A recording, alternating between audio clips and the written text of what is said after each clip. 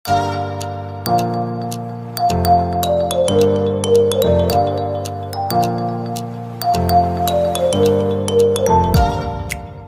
teman-teman, berjumpa lagi dengan saya.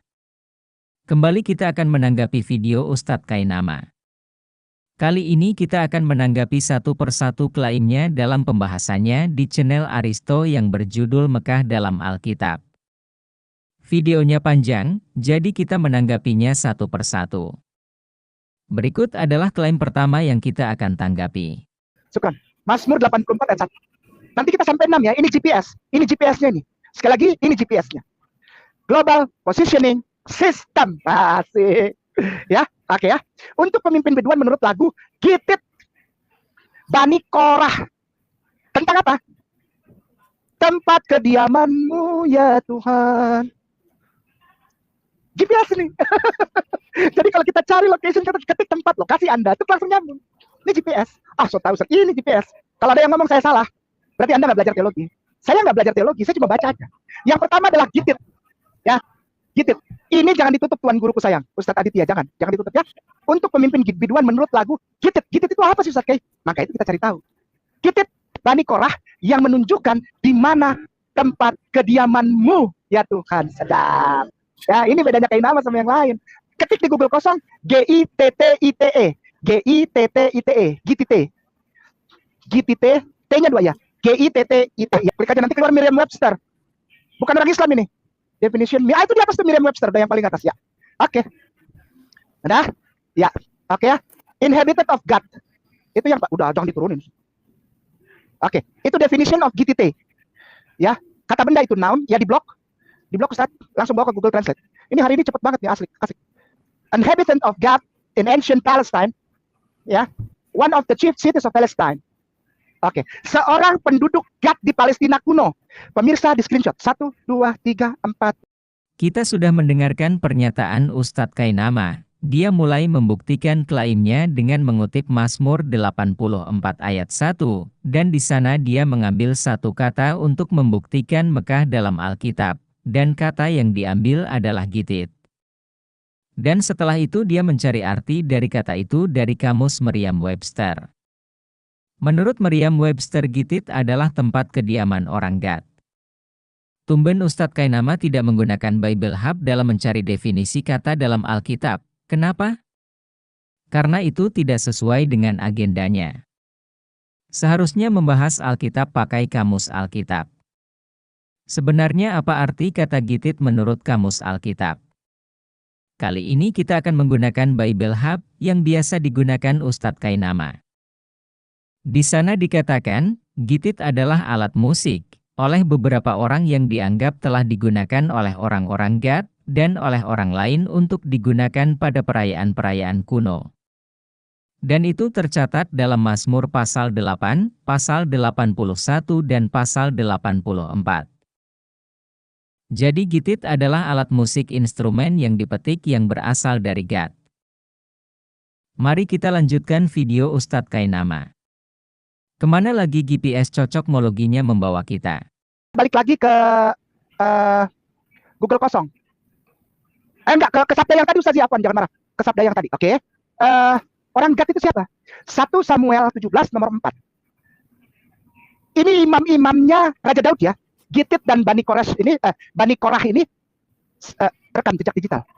Bani Gitit dan Bani Korah itu imam-imam untuk Raja Daud. Raja Daud kalau sholat, diimaminnya sama ini.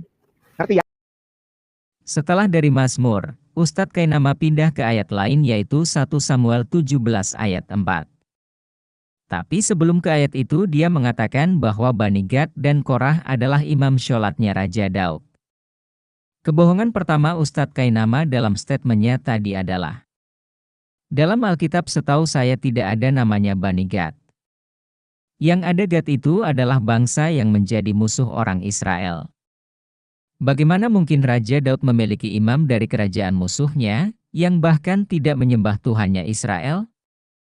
Kedua, Bani Korah tugasnya bukan sebagai imam, kita bisa lihat dalam Alkitab, disebutkan mereka menjadi pencipta lagu seperti Mazmur 42 ayat 1-11, Mazmur 44 ayat 1 dan masih banyak lagi. Bukan itu saja, tugas mereka juga menjadi penjaga pintu. Tercatat dalam 1 Tawarik 9 ayat 19 dan 1 Tawarik 26 ayat 1. Mereka juga menjadi penyanyi di dalam Kenisah pada zaman Yosafat, tercatat dalam 2 Tawarik 20 ayat 19. Meski mereka keturunan Lewi, tugas pelayanan mereka bukan sebagai imam. Kebohongan yang ketiga adalah imam dari Bani Gad dan Korah memimpin Raja Daud untuk sholat. Sejak kapan Daud sholat dalam perspektif Islam yang harus dipimpin? Yang benar adalah, sesuai Alkitab, yang menjadi imam pada saat Daud berkuasa ialah Imam Abiatar. Ia diangkat menjadi imam besar dan kemudian penasehat raja. Anaknya, Ahimelech bin Abiatar, juga diangkat menjadi imam utama bersama-sama Zadok bin Ahitub. Jadi apa yang dikatakan Ustadz Kainama semuanya tidak sesuai dengan apa yang tertulis dalam Alkitab.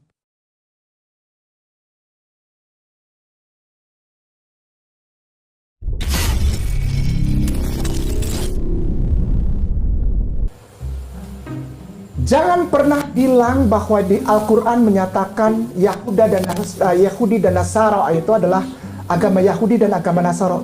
Tidak. Jangan pernah bilang begitu. Engkau sudah merendahkan Al-Quran Nur Karim. Al-Quran Nur Karim itu walaupun katanya pendek, tapi dia spesifik nanti menantang orang untuk menyelidiki. Benar nggak sih Yahudi ini agama Yahudi? No, tidak. Di sana disebutkan Yahudi dan Nasara. Tidak pernah Al-Quran bilang agama Yahudi, agama Nasara pernah. Cari dalam Al-Quran tidak ada. Serius, tidak ada.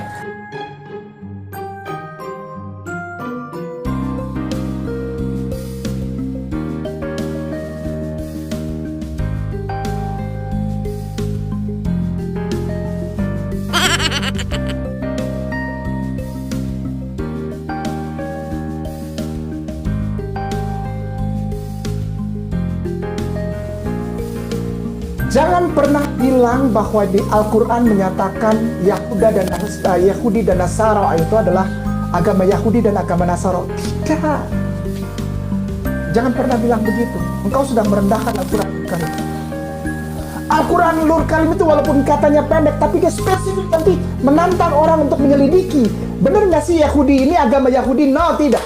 Di sana disebutkan Yahudi dan Nasara. Tidak pernah Al-Quran bilang agama Yahudi, agama Nasara pernah. Cari dalam Al-Quran tidak ada. Serius, tidak ada.